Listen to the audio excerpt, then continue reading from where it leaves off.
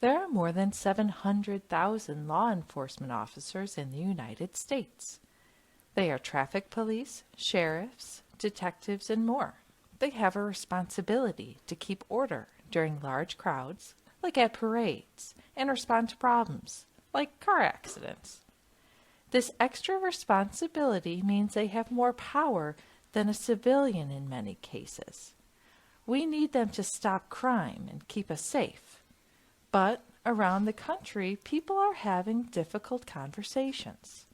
What should happen if a police officer uses their power incorrectly? What happens if a police officer hurts someone? That happened recently in Memphis, Tennessee. Earlier in January, 5 police officers were patrolling a neighborhood and stopped a man from driving. The man's name was Tyre Nichols, and he was on his way home. The police said that Mr. Nichols was driving irresponsibly, and when the car stopped, he ran away. The police said they caught and arrested him. However, that is not all that happened. The police officers hurt Mr. Nichols, and he needed to go to the hospital. After 3 days, Mr. Nichols passed away. His family and all of Memphis are heartbroken that Mr. Nichols died.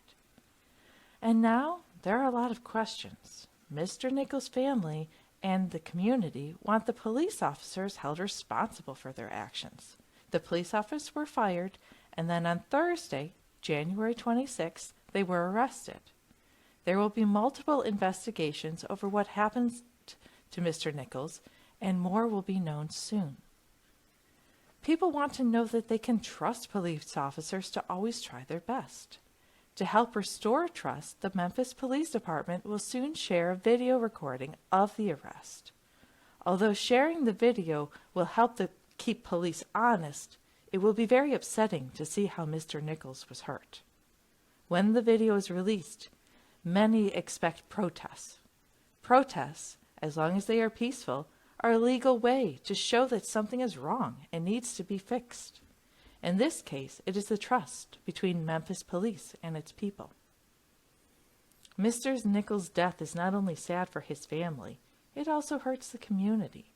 The actions of these 5 police officers make it more difficult for the thousands of other police who try their best to help. It will take both the community and the police working together to restore this trust.